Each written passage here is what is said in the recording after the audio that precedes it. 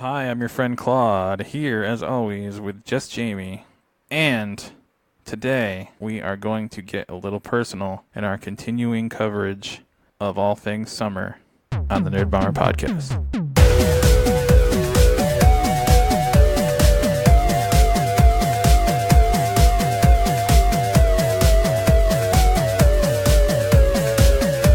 Last time we talked about movies, but I suppose this time we have to talk about the movies of our own lives.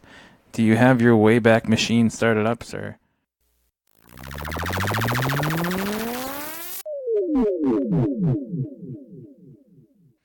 Is that convincing? It sounds appropriate. You can see me. I'm in the same room. But I'm trying to suspend my disbelief. That's what you have to do. Still doing it. So in the last episode, we talked about a lot of the things that we're looking forward to for the upcoming summer. We talked about TV, movies, and then we used that as a jumping off point to do a quick topic on sort of the all-time summer blockbusters and what we thought deserved to be on that list. So I thought we'd talk about some of the pop culture memories we have from summer breaks past. Now that sounds like a great idea. And a lot of mine is based on TV reruns. And the reason that is because I would sit in the summer watching sort of basic cable after we got cable. We never had cable. It was a satellite, to be clear. Right. But those stations are referred to as basic cable, so that's what we'll go with. And watching mostly sort of syndicated reruns of old TV shows from the 70s and 80s. And there's just a few here that sprung to mind. And I know that you're familiar with some of these and have a special fondness for at least one of them. Oh, yeah. So we'll save that one for last. But these are the ones that pop right to mind. So as we talk, we'll just see if anything pops into your head. The first one that I remember watching on a daily basis, looking forward to and being like, it's time, was Chips. California Highway Patrol. Eric Estrada as Poncherello. And Larry Wilcox as John Andrew Baker. It ran from 77 to 83 originally. So we were only one when it was canceled. Right. So obviously we weren't watching it as it was airing. But years and years later, it would air on, and I don't always remember the station. It was either TBS or TNT or TNN at the time, maybe even WGN, Right. whatever it would be. And I would watch reruns of Chips while probably eating chips with my peanut butter and jelly for lunch. Perfect. Yeah, I haven't seen a lot of Chips, but I'm more aware of its kind of pop culture presence and, Eric Estrada as Ponch. I actually saw most of my Eric Estrada exposure comes from his time on the Surreal Life. Of course. But, yeah, I'm very aware of, kind of his fame from that character. And the few episodes I have seen, of course I enjoyed it. It's you pretty much plug any premise into, like, that era of, I guess, action show, television show, and you got me hooked. Absolutely. And just as a little pop culture reference here, the guy who played their superior officer, I don't know, captain or chief or whatever, and I don't actually have the actor's name right in front of me. It's just occurring to me now on the spot. The man who played that guy also appeared in a movie we mentioned in the last episode, Independence Day, as one of the president's advisors. He has one line about talking about how the Joint Chiefs of Staff are doing one thing and there's all these people off for the July 4th holiday from the military. And maybe he had more of a role in the original cut and he was cut, but that's like the one line he delivers is this very important presidential aide that you never see again in the movie. So that's just a little interconnectivity from one episode to the next. Excellent. So the next one, and I only have 4 on the list, and there are others to be sure, but these are the main 4. The next one I have on the list is Simon and Simon.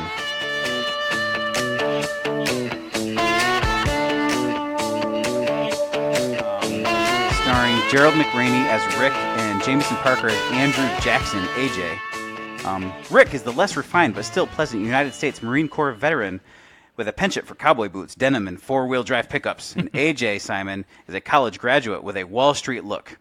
The original show ran for 8 years. Wow, I didn't know it was on that long. Yeah. I think it was 80. It was either 80 to 88 or 81 to 89. Beautiful. And so, yeah, actually a successful show in its own right. But again, my experiences of it aren't necessarily from when it was airing, although I was old enough toward the end to be aware of it, but mostly watching it in reruns. Right. And the thing I remember most is him like crashing a forklift through a wall in the intro of the show. That's the most important thing. So that was another one that I remember watching sort of on a fairly religious basis every day, because these shows would air 5 times a week because it was Right. midday syndication. And so that's when I would watch that sort of every day at the same time. I knew it was coming. Yeah, again, I don't have a lot of particular episode knowledge, but I have seen a handful of them. I absolutely just love the show in general. It's one that I do remember from childhood. And, it was... So I probably was watching it first run at that point when I was probably 4 or 5 years old. Right. We'll leave it up to the point where we were 6 or 7. Yeah. Just, it was on. Yeah, for some reason I've always liked Gerald McRaney. And... Major Dad. Yeah, that was a big show in our household, too. Yeah, it was. But Simon & Simon is another really fun premise, really kind of like surfacely satisfying. I do... Well, I guess I'll save the rest of what I have to say about it for a later entry that you have. Yeah, all right, fair enough. As it relates. Before I go on, there's a lot of shows that sort of fit into this mold, but they don't specifically fit into my summer viewing. Shows like Knight Rider, The A-Team, Right. Airwolf, those are all shows that I remember being aware of, but I don't have a specific memory of, sitting on the floor with my lunch, watching them trying to stay cool under the ceiling fan because we didn't have air conditioning. Right. Like, these shows specifically connect to that sort of memory. So the next one on the list is slightly more obscure, and most people haven't really heard of it. At least people our age who were kids when it was actually on. It ran from 85 to 88. It was called Spencer for Hire. It starred Robert Urich as a character named Spencer. You never get his full name. He's just always Spencer. And again, the co-star, another bit of pop culture interconnectivity here. His assistant, well, his sort of bestie, I guess, the other guy in the show, his name was Hawk, and he was played by Avery Brooks, who would, of course, later go on to play Benjamin Sisko on Deep Space Nine. Right. Yeah, he was basically a private detective, and he had a really cool car, which all private detectives and police detectives had on shows at this age or in this era. And again, it's just a show I remember watching middle of the day under the ceiling fan. Yeah, I had never actually seen any of it. For some reason, I'm familiar with it. Maybe my older relatives, I think maybe were talking about it or had it on when we were at the house or something. Yeah, I remember Robert Urich more for later work that he did, but this is certainly something that I would love to, get my hands on now and binge watch. Yeah, was Robert Urich in The Lazarus Man? Yes, that's the one okay. I saw. That's yeah. what I thought. And then the last one that I'm going to mention on this list, which I'm sure is going to send you into as long a discussion as you'd like it to be, is Magnum P.I.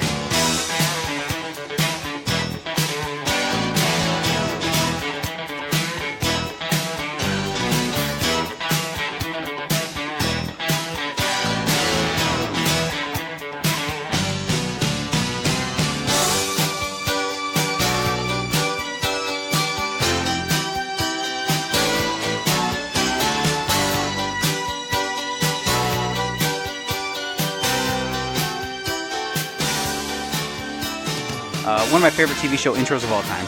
The music is amazing. Of course, this is a crime drama television series starring Tom Selleck as Thomas Magnum, private investigator living in Oahu, Hawaii. The show aired from 80 to 88, so 8 seasons, most of the decade, so not too bad. And again, similar kind of memories, midday, lunchtime, under the ceiling fan, hot outside. And even though I do not have any kind of encyclopedic memory of episodes or things that happened, I do know that this was my favorite of the bunch. And I'm sure you'll say that that is a deserved... Well, how could it not be? Deserved status. Yeah, of course. So, Claude, Magnum P.I., go. Huh. Well, I just want to welcome everybody to the Magnum Cast. I guess the rest of this show is now squarely devoted to this topic. No, it's this is a show that I started watching off and on when I was a child, probably 5 or 6. And, come to think of it, I think my initial exposure to it was also during the summers. We would be at my grandma's house, and at the time, both my aunt and uncle still lived with her at home. And my Aunt Tammy was a massive Tom Selleck fan, as I assume a significant number of women in the 80s were. Shouldn't everybody be? Yes. He's to me, he's the kind of guy that has universal appeal. It's not just, I mean, he, like anybody who gets seen as a quote unquote sex symbol, that aspect of his persona was, of course, taken to an absurd height. I guess the adult version of whatever happens to, like, young male singers or whatever who get plastered all over teen magazines and stuff like that. Because there were always, I guess the teen magazine equivalent is People magazine, right? So that was, I suppose so. kind of dominated by the Tom Sellecks and the Mark Harmons and people in the 80s. But and I'm sure that's mostly what the appeal was for her. But I just know that she was a big fan of the show, so when it came on, we would watch with her. And my dad also was a big fan. And I spent a lot of years away from it. I got back into it, I want to say around 2012. And it was on Netflix at the time, and I hadn't seen it in years. And of course, what's the beauty of Netflix but binge watching? Of course. So, yeah, I had a lot of time back then, and I watched a lot of the episodes. I think the first 5 seasons, and then kind of fell away again. But I remembered, for whatever reason, I remembered a specific episode, even down to like part of the title for years from when I watched it with my dad. I always remembered it was called Blank and Jelly Donuts. And it was an episode where Magnum was in a coma for most of it. And it just stuck in my brain for years. And I finally found it years later, during that Netflix binge watching. It was called Infinity and Jelly Donuts. And I think it's season 7. But all right. yeah, I mean, that's just the little tidbits of memories I have. I'm certainly much more of a fan of my 30s, my adult years, than I was capable of being as a kid. But yeah, great memories associated with that too. Yeah, so you are definitely the Magnum expert and probably warrants an episode in and of itself of the podcast. Or I'm sure you'd like that to happen. Yeah, someday. That'd be a beautiful thing. But yeah, I mean, I don't have that close of a connection to it as you do. I just have it as one of those shows that I enjoyed at that time. And again, it stands out to me as my favorite, even though I can't necessarily point to the specific memories or episodes that make me think so. It was just cool, and Tom Selleck is cool and continues to be cool. Yeah. 2 others actually sprung to mind as we were talking about this. One of them is kind of, I wouldn't say it's offbeat, but it's Murder, She Wrote. Aha. I really like that show, but I don't think that it was specific to summer memories. The show ran from 84 to 91, so I would have been, no, strike that. It ran from 84 to 96. Oh, 96? Yeah, wow. Long time. I had no idea. It's premiere week on CBS Sunday. Looks peaceful, don't he? No, Mr. Cobb, he looks dead. Welcome to the world of murder, mystery, and mayhem. Angela Lansbury is out to discover the shocking truth. Murder, She Wrote, followed by the exciting season premiere of Trapper John, M.D. Sunday. Yeah, so 12 seasons. So it ran well into the 90s, but I'm sure that it was already in syndication. Yeah. While it was still running concurrently, new episodes in primetime. And then the last one that I'll mention is one of these kind of things that I would watch in reruns in the summer is Miami Vice. Excellent show. 5 seasons it ran. And again, not a lot of specific memories. It ran from 84 to 90, by the way. 84 to 90. Not a lot of specific memories for it, but it's just that overall feel of watching it in that setting at that time. Miami Vice takes you to a whole new level of obsession. The new action Military madness. begins tomorrow. It's coming. One thing that's interesting for me about both Simon and Simon and Murder, She Wrote was that they were featured heavily in crossover episodes with Magnum PI, and were actually both my first exposures to both shows. I didn't know that Simon and Simon crossed over. I did know that Murder, She Wrote did. Yeah. I'm not sure if that's how Simon and Simon was launched, or if it just kind of happened a couple of seasons into Simon and Simon. But yeah, there was an episode, it was like a 2-parter thing where one half took place on Magnum and one half took place on Simon and Simon. Right. And they it was cool because the Simon and Simon guys came to Hawaii and ended up kind of getting Magnum's help. They're kind of tracking down Morgan Fairchild, played this like smuggler queen pin, I guess. Okay. So then she leaves the Hawaii and the country. I think she goes to hide out in Mexico, and then Higgins ends up coming over to Simon and Simon, and they go to Mexico to track her down. So All right. that was a fun episode. Yeah, the Murder She Wrote thing was similar, and obviously Jessica Fletcher and Higgins could play very well off each other. Oh, of course. So Simon and Simon did start in 1981. Magnum PI started in 1980. I'm not seeing here that the show was introduced through Magnum PI. Right. So it's probably season or 2 or 3 into Simon and Simon. Right. Next Thursday, Don't you think the handcuffs are a bit much? Not when it comes to murder. Magnum is caught between the law and a ruthless mob when a girl is murdered and her brother seeks revenge. Try it, Meg. Then on Simon and Simon, AJ, explain this. Rick and AJ try to clear a close friend charged with murdering her husband. Leona, did you kill Paul? That could make them the next victims. Great moments next Thursday. So, interestingly, Simon & Simon was almost canceled in 1982 because of ratings, but they gave the series another chance. They moved it to Thursday nights at 9 following Magnum P.I., and their new season began with the 2-hour crossover episode with Magnum P.I. So Magnum P.I. saved Simon & Simon. How about that? Beautiful. It's the gift that keeps on giving. Imagine that. So that's it for sort of like the TV show memories in pop culture. The other thing is just... And again, it's not super specific, but I just remember being able to sort of have the freedom during the day, sometimes to watch really bad TV. Oh, yeah. And a lot of that was movies. And a lot of it was bad sci-fi movies, because the Sci-Fi Channel was sort of a new thing at that point. Right. And so you could enjoy that and just watch whatever it had on. Also, I had a lot of stuff recorded on VHS tapes. I would set them to LP. Yeah. So you had 6 hours to record, and you could fit 3 movies on that baby, especially if it was movies cut for TV time. They're always at 2-hour time frame, yeah. so you could safely fit 3 movies in there. Yeah, if you were sitting there hitting the pause every time the commercial came on or whatever. Yeah, you could really... you'd have more than enough time. Oh, yeah. To fit them in. So yeah, just a lot of weird bad movies. I remember the 2 that came to mind first, and I have no idea why these are the 2 because there's a lot of others. Was a movie called Hardware, starring Dylan McDermott. It had I told you about this movie before in a conversation, not on the show. It has a fascinating sort of post-apocalyptic production look to it. Right. Unfortunately, it eschews most of that because most of the story takes place in a single apartment. Basically, this guy's a scavenger, and you go through the desert, and you find stuff, and then you turn it in for money. And he finds this sort of cyborg head, and he gives it to his girlfriend because she's this artist, and she's going to use it in an art piece. But it turns out it's this old warrior bot, and it starts like assimilating stuff and things from around her apartment and turns into this killing machine. Interesting. The actor who played Porkins from Star Wars plays a creepy neighbor who like watches her through a telescope. And nice. And they have to like sort of fight this robot within the confines of the apartment. It's very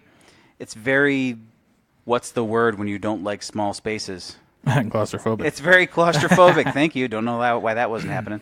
Yeah, it's very claustrophobic sort of. It's really small budget too, which is probably why they couldn't make it look as epic as the first few shots would make you think, because they have all these great exterior shot locations, but they don't stick with that probably because of budget limitations. Right, they blew it all. And right everything there. You see on screen is all there was, so there's no way to stretch that out probably. And interestingly, there is a cameo from Lemmy Kilmister as a cab driver who does this. It's kind of like a motorboat cab because there's water in the streets. And as he's driving along yelling at them as this crazy cab driver, he's playing Ace of Spades is playing on his radio in the car. Of course. So that's just, I don't know why that movie comes to mind. It just does, because I remember thinking as I was watching it, because it's pretty violent, R-rated, gory. I remember thinking, wow, I shouldn't probably be watching this. But there I was. And I also remember being annoyed at that time because I think my dad was mowing the lawn. And every time he'd pass by the living room, it was like really loud. Right. I couldn't hear the show or the movie. I remember being annoyed specifically while watching that movie, even though that scenario happened a lot as a kid. Right. This was an important, plot that you really had to pay attention to. Well, not really. I have had no exposure to this movie really before you mentioned it in my life, but I'm looking it up on Google Images right now, and like some of the still pictures would lead you to believe that it's a high quality production. It is for what they had. I feel like I think they did a lot with a limited budget, but a lot of the shots you're seeing are probably the only time that shot's in the movie, because after they took that shot, there was nowhere else to go with the camera. Soon directly out of frame is nothing but desert. Well, when you also start to scrutinize it basically looks like Dylan McDermott in a trench coat with a Nintendo Power Glove. Yeah, he has a cybernetic hand that's a little bit big and bulky and not super convincing. Right. Um, Do you own this movie? I don't own this Oh, movie. I watched it with my wife like a few months ago. We randomly were just looking for a bad sci-fi movie, and we came across it, I think, on Netflix. So it might still be there. Take a look if you'd like. I'm definitely interested. No promises. But yeah, we watched it, and we started out being like, wow, I can't believe I've never heard of this. And then it kind of got it gets a little bit surreal when it becomes claustrophobic. It also gets a little bit surreal. So it's a very sort of off-putting experience, like off-putting in a good way, but also because they were kind of forced into that. Right. Because I think of, like I said before, production budget limitations. But still worthy of view, I think. Now in the 21st century, the experiment is out of control.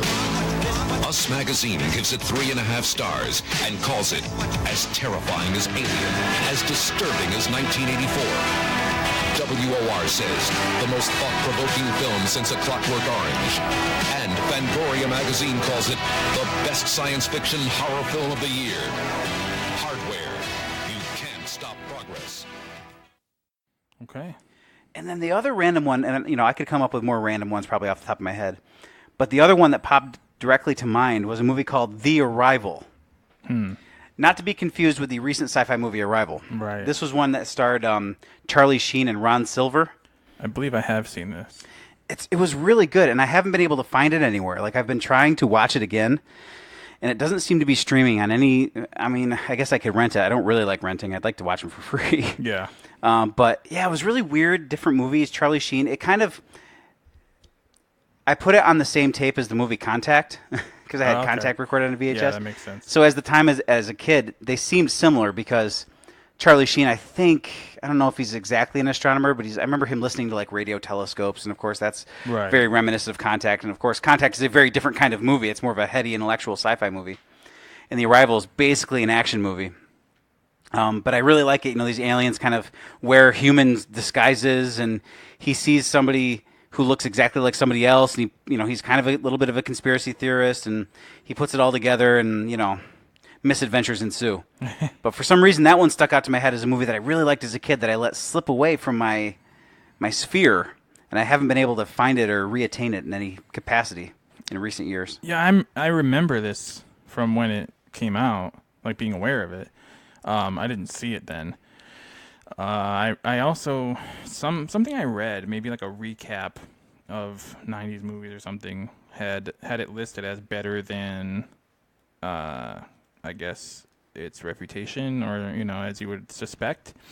Well, I'd love to watch it again to see exactly how it holds up to my memory. Yeah, I mean, I don't know, looking at on the poster they show an alien and it looks like it's dated, but I think I remember being kind of I don't want to say okay with it, but I don't remember being wholly disappointed. Right.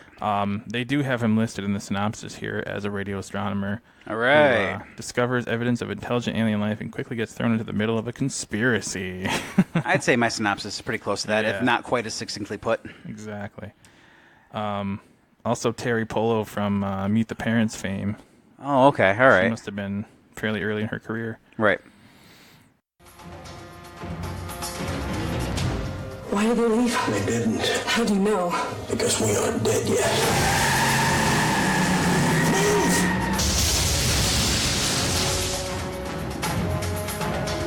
Stop watching the skies. I know why they're here. Start watching them look back. Charlie Sheen, Ron Silver, The Arrival. Like I said, see, you didn't know the half of it. Yeah. Like I said, I'm sure I could come up with more, but you got to have something. Well, my summer TV viewing was mostly made up of... You got the better end of the stick, basically, is what I'm getting at.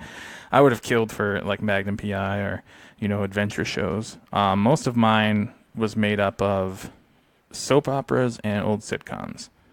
There's a lot of that, too. Yeah. It's amazing how you get really into the storylines of the soap operas. Like, oh, yeah. To this day, I remember them, and I'm a huge fan. You wouldn't watch them during the school year, of course, because you're at school. But it only took, about a week to get all caught up. Right, yeah. And sucked right back in. It was very quick. Yeah, my mom was she kind of had a routine throughout most of our childhood, and it was pretty much the TV was locked onto CBS from 11 a.m., which is when Price is Right started, until I guess 4, which is when the guiding light ended. You know, I had my phone out and I was writing Price is Right as you said that because I had overlooked it and I thought it was definitely worthy of discussion. Oh, yeah, so I'm glad you mentioned it. Huge component of But summer same thing, viewing. CBS. Yep. I think it started with what was the first one? The Young and the Restless. Young and the Restless, Bold and the Beautiful. Yep. As the World Turns. As the World Turns, Guiding Light. Yep. The Young and the Restless.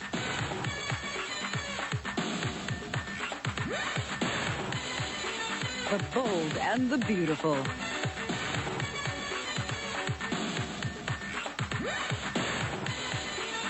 As the World Turns. And Guiding Light, the Summer Sizzles, weekdays on CBS. It was like that for a long time, and then I think the Guiding Light was the first one to be canceled.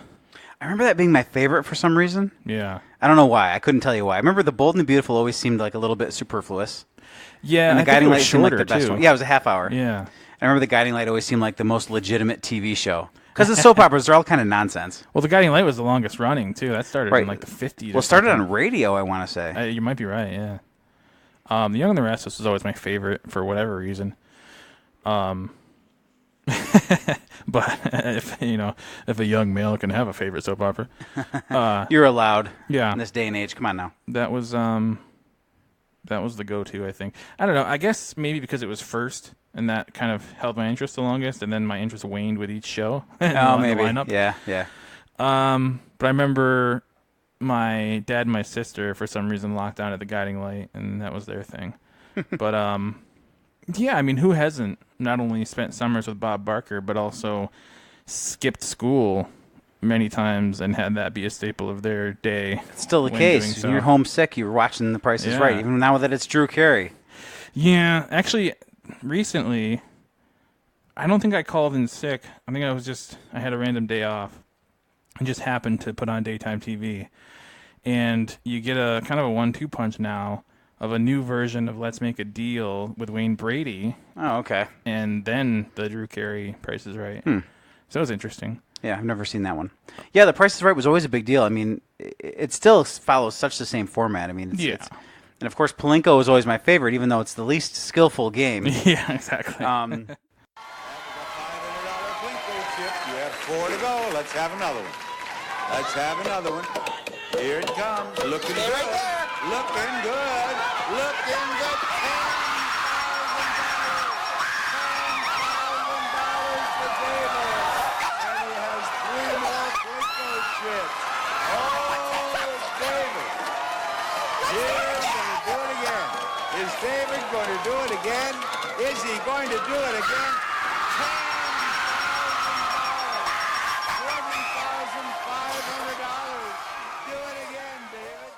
It's still fascinating. And whenever we watch it, you still, you try to guess the things and try to figure out what the showcase is. Right. It's just a staple. It's hard to explain why. It's just a weird formula that kind of has universal appeal because it's based on prices of items that you see when you go shopping. I mean, it's just retail price guessing.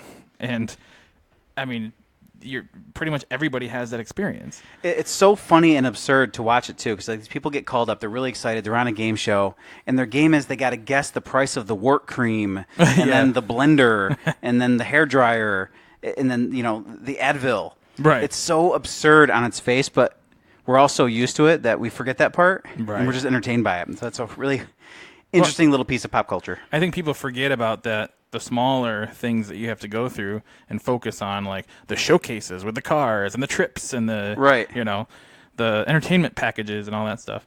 But your chances of winning the individual games to get you to that point are based on your ability to figure out what the price of, shampoo is. Exactly. Yeah, and I think just the variety of the weird individual pricing games was always kind of compelling. And like you said, Plinko was probably your favorite. And even among the smaller games, you'd always kind of like hope to see this one or that one and then be disappointed when it was just like the clock game. Yeah, the clock game.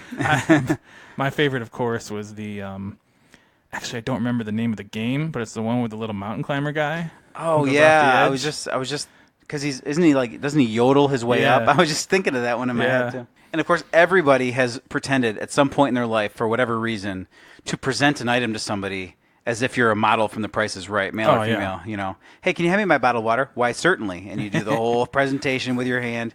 If you haven't done that, then I don't know. Yeah, between the Price is Right models and Vanna White, I mean, that's a weird presentational pop culture element. Yeah, it is interesting. Yeah. As far as the actual shows, I can remember a lot of times coming home from summer school. Yes, I had to go to summer school, not 1, not 2, but 3 years in a row. And I would always, I guess, in the days before internet and Netflix, start binge watching whatever summer programming was on as soon as I got home, and it was always The Odd Couple, The Brady Bunch. Wow. The original Star Trek. Actually, yeah, all these 60s shows. I think maybe even Gilligan's Island at one point. Yeah, Gilligan's Island was a big one. I feel like that was on most summers. That one, not so much Star Trek or The Odd Couple for me. Another big one that I saw a lot of for whatever reason was Lost in Space. Oh, really? Yeah, I feel like I saw a lot of Lost in Space. Interesting. And I think at one point I watched a lot of Space 1999. Huh. Which was not a show that had a huge run. Right. But there must have been at least 1 or 2 summers where that was on a lot for whatever reason. Right. Maybe to coincide with some of the... Because there was a Lost in Space movie made in the 90s, right? Yeah, I think it came out in 97 or 8. Yeah, so... With William Hurt. It could be something to do with that, or maybe I'm just pulling it out of my arse. But yeah, it was always like 60s sitcoms for me, I guess. I became quite a short-lived expert on Brady Bunch episodes. It was always interesting to track, like, their growth. Like, you could see, like, such a difference between the first season, even in the theme song, because it came on pretty early. I want to say, like, I don't know, 67 or so, and then lasted into the 70s. So by the end, it was... I mean, Greg Brady seemed like he was probably kind of like John Travolta trying to play a high school student. Clearly, right. Yeah. But it was always interesting because up to that point, I had been aware of it, but never had been able to actually see it. So that sticks out for me. Yeah, Gilligan's Island sticks out. A lot of the old sitcoms don't stick out for me in terms of that summer daytime viewing. Gilligan's Island was a half an hour, so that must have been matched up with something, but it's not occurring to me what that might have been.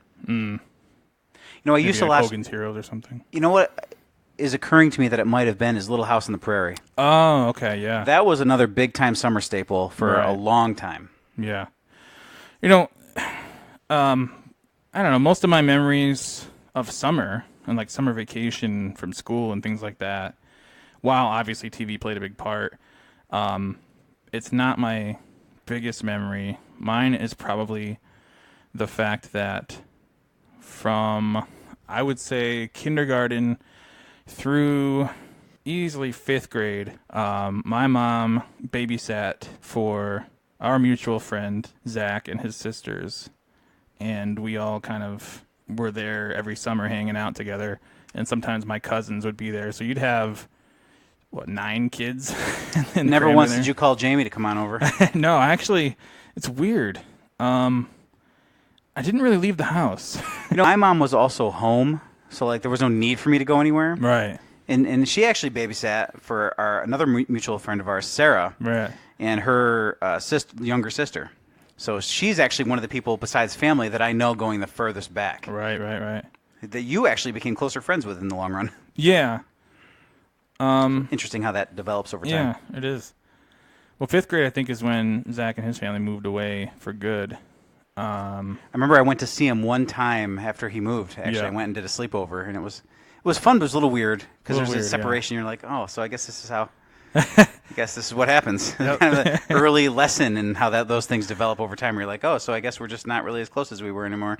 Yeah, I had the same experience. We went one time. It was very odd. I remember going over there, and I think he had a Sega Master System. Yeah, he was the only person I ever knew who had it in real life. Yep. I remember playing Alex Kidd, and I was so puzzled because at the time I didn't understand that there was anything different than Nintendo. Or right. There was Atari, and then there was Nintendo. Like I thought that's how it happened. I didn't realize there was all this, obscure other stuff going on in the video game world. Yeah, I think we were playing Alex Kidd, and I was just like, what is this? It's not Mario. This is weird. This is like the other version or something. Now, if I could go back and tell myself, appreciate this, you moron. But too little, too late. Right. Most of my summers with him and his sisters were spent kind of playing out in the yard and building forts, and later on we moved across the street from our elementary school so we could go over there and have all the playground time we wanted and all that stuff. Another popular thing we used to do was playing Go Fish with baseball cards. Nice. We were both kind of pretty steady baseball card collectors. I think he kept it going longer than me. I kind of quit in '94 when the players' strike happened. That just kind of killed baseball in general for me for whatever reason. Maybe I was looking to get off the train anyway and just used it. But that was an excuse. I don't know. I guess it kind of relates to what I was saying about Supergirl earlier, or was that the previous episode? Where they took 3 months off in the season, and it kind of derails your whole interest in whatever happens. So the baseball was canceled for the whole year that season, and I guess I moved on. Yeah, something similar happened to me at a much more recent level. I started, this show Sons of Anarchy ran on FX and was very, very successful. Right. I watched that for the first 2.5 seasons, and then FX dropped from my satellite package because they had a financial dispute with the company. Right. And so I didn't watch it for half a season, and it came back, and I just never went back to it. Yeah. And yeah, in the long run, I don't know. I know a lot of people like it. I know what happens with the story, so I don't really ever have the desire to go back to it. But yeah, it's funny how I can just be like, oh, you missed your chance. You lost me. Yeah. I moved on. It's weird. I mean, unless you're super into something, it kind of doesn't take much to, I guess, have you hop off the train. Yep. Especially now, there's too many other things going on that entertainment is competing for my attention. Absolutely. You have to make cuts. The other highlight of summer, an actual TV movie viewing with Zach, was that I still remember we watched the previously mentioned Tim Burton 1989 Batman movie 8 times in a row one day. Oh my God. We just wanted to see how many times we could do it. You really sat and looked at the screen the whole time as it was playing? I think around the third time we started cheating, but just let it play. Wow. And then I think we didn't finish the 8th time. I think his mom came to pick him up during the 8th time. That's 16 hours. But yeah, we toughed it out. Wow. That's an impressive... kudos to you. So it's probably 7 1/4 times. Yeah, all right, all together. Yeah. The other summer memories I have, besides nerdy, pop culture stuff, is, just being outside, right, doing all that. Later as I got to be a teenager, I had a friend who I'd go over to his place a lot, and they had all kinds of land. So, they had 100 acres of land out behind their house, and we just made a golf course. Yeah. We actually printed out. Did you ever play on it? Oh, when it was yeah. Actually, yeah. Absolutely. We printed out the cards so you could keep score. Different greens were shared with different holes. It actually worked out pretty well. Yeah. It was pretty impressive. I'd go over there and play that. Touch football, pick up basketball, things like that. And the other thing that I always remember from summer is usually waiting too long to start getting ready for the fall soccer season. Because once we got into junior high, I started playing soccer for the district, interscholastic soccer. And, you always got to get ready because those first practices are brutal. Right. You're soaking wet feet, running around in the dew, not knowing when the coach is going to tell you to stop running. And I'd always try to go jogging and get ready for it. And I always waited too long, and I was never quite ready enough. That's another memory of sort of waiting for the hottest part of the day. 1 p.m., 2 p.m., time to go running. Right. I don't know why I thought that was going to help me be more ready, just to torture myself in the heat. But that's what I did. If I can do it when the sun's beating this hard, I can do it at any point. That's right. Yeah. I don't have any sports memories, unfortunately. I played sports sporadically. I mean, I guess, it was summers or when, late summer, when Little League always started. I mean, it's technically the fall because we're in school, but I don't know. I have memories of that, but I didn't stick with it. So Little League was a spring thing. Spring? Why do I remember being playing in the fall? I don't know. Just maybe a gym class type of thing.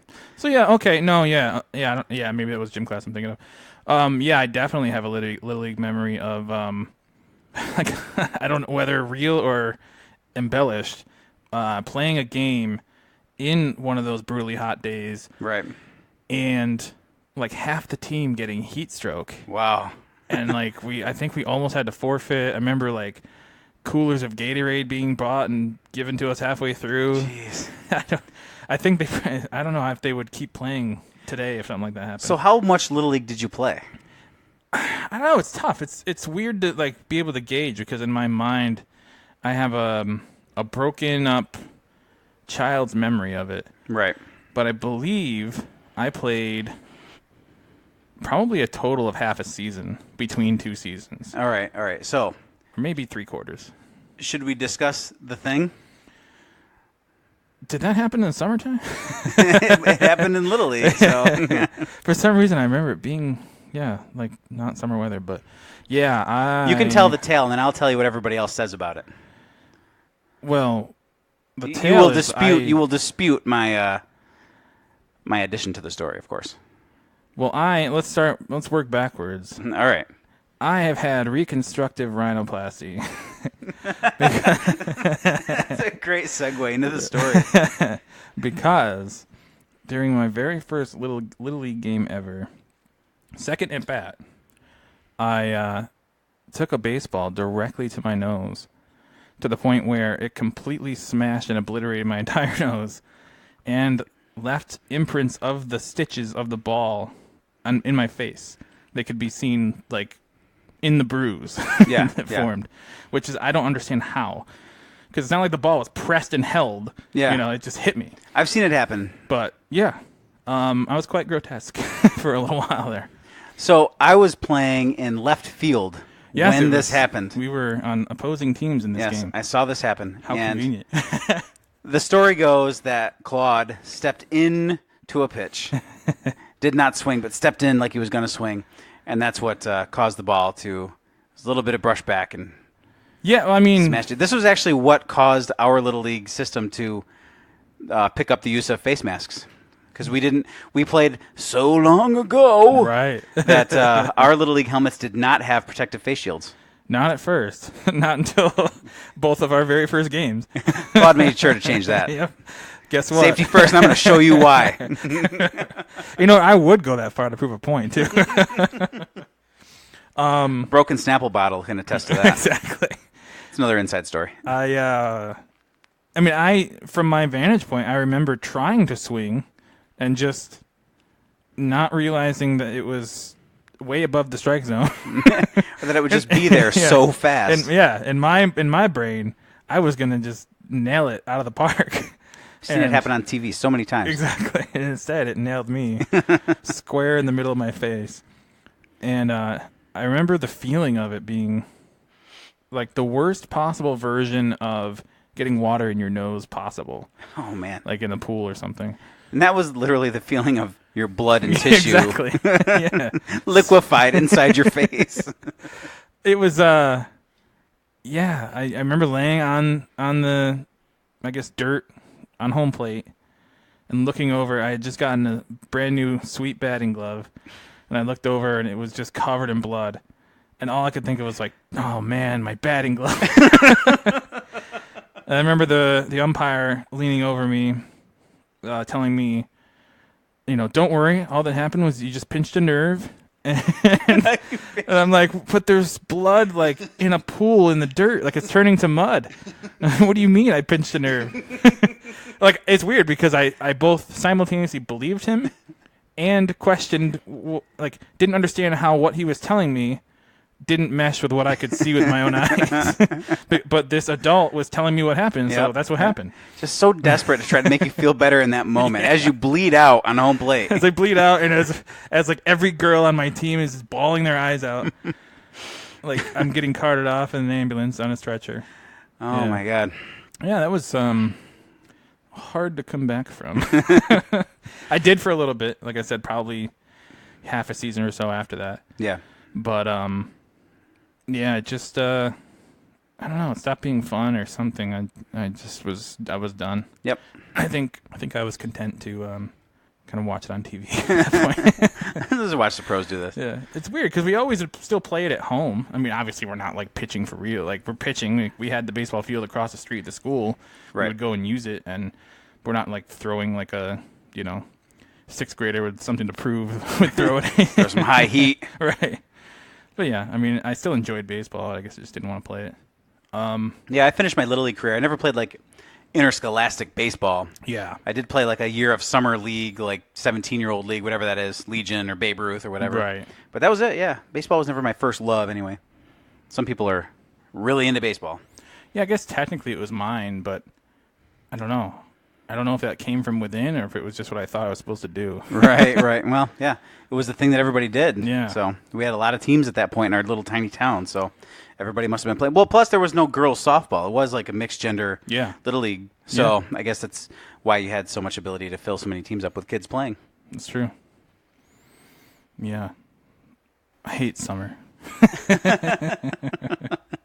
Well, I have been your friend Claude. And I have been just Jamie. And we will see you next time. Later.